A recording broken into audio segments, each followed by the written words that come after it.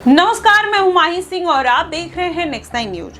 उत्तर प्रदेश में संघमित्रा मौर्य को भारतीय जनता पार्टी ने दरकिनार कर दिया इस बार के लोकसभा चुनाव में।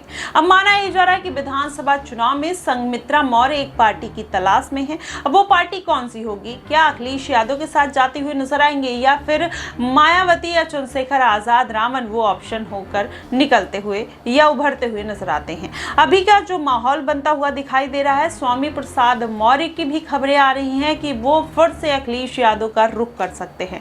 ऐसे में अगर संघमित्रा मौर्य अखिलेश यादव के साथ जाती हैं तो क्या स्वामी प्रसाद मौर्य या भारतीय जनता पार्टी इतनी आसानी से जाने देगी? क्योंकि आप देखा जाए पूरा माहौल तो कहीं ना कहीं संघमित्रा मौर्य युवा नेत्री हैं और इसके पहले भी वो बदायूं सीट से 2 बार सांसद रह चुकी हैं।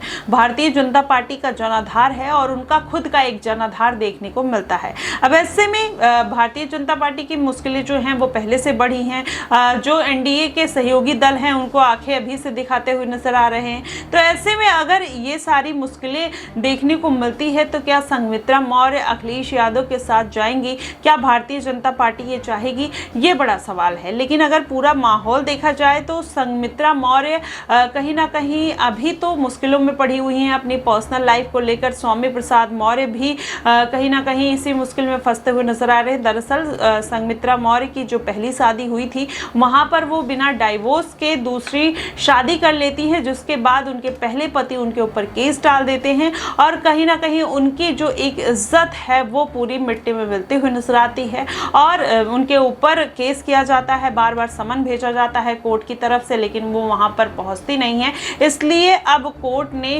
उनको भगोड़ा साबित कर दिया है। लखनऊ कोर्ट ने ये पूरी तरीके से आदेश दे दिया है कि संघमित्रा मौर्य और उनके पिता स्वामी प्रसाद मौर्य भगोड़े हैं। अब इस तरीके के माहौल बनते हुए नजर आ रहे हैं। जाहिर तौर पर पर्सनल लाइफ को लेकर संघमित्रा मौर्य चर्चा में है, लेकिन क्या वो राजनीतिक कैरियर इतनी आसानी से गंवाते हुए नजर आएंगी?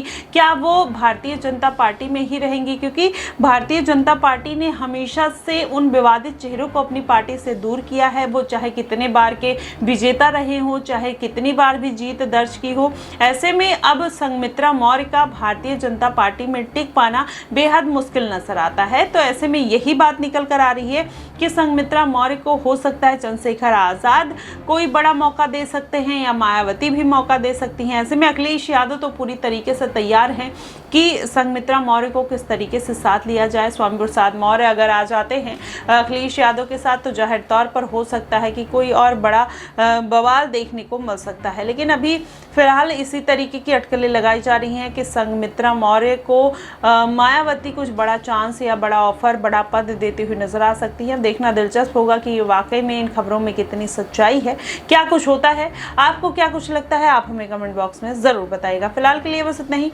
देश और दुनिया की तमाम खबरों के लिए हमारे साथ बने रहिएगा नेक्स्ट 9 न्यूज पर।